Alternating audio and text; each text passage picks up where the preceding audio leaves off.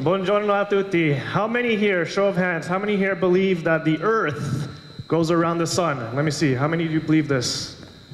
A few. Okay. What if I told you that you and Galileo were wrong? That actually the sun goes around the Earth. You think that's crazy, right? Actually, I'm going to tell you something that's pretty crazy today. That's not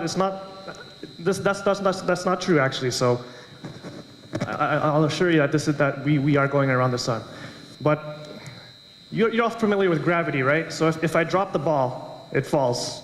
If I go to the moon, I drop the ball, it's going to fall a little bit slower, right? If I throw the ball, it goes in an arc. If I go to the moon again, I throw the ball, it's going to go in an arc, but much further, to the point where it enters an orbit around the moon. That's how fast I can throw the ball, right? Okay, I'm exaggerating it a little bit, but you get the idea. So let's take this idea and go to the solar system now. Boom, we have your sun.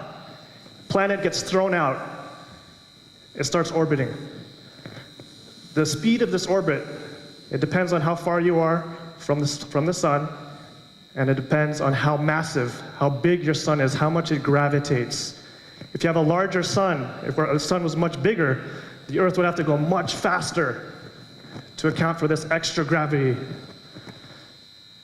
So actually something like this does happen if we look out into the universe, if we look at the galaxies. If we take our Milky Way galaxy, for example, big blob, maybe you've seen pictures of our galaxy. There's a big blob of stars in the middle. Let's call that the center of our galaxy. And there's these spiral arms that are revolving around like this. But when we look at the galaxy, it's going much faster, like this fast. And we don't know why. So one of the popular theories now, one of the revolutionary theories, is the existence of something we call dark matter. Dark matter. It's almost as crazy as this theory of the Earth going around the sun. But what is it? It's this stuff that's just distributed around the galaxy. Maybe it's in the center. Oh, sorry. But basically, it's there, it's in the middle, and it's making everything go faster because of the extra gravitational pull.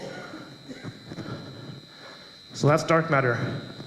So what do we do? What else do we know about it? That's about all that we know about it. And most of the effort now that scientists do is to try to understand what this stuff is.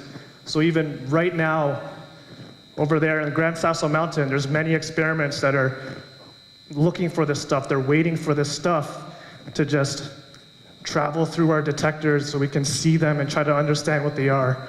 We're waiting for this stuff to reveal their true nature to us. Grazie.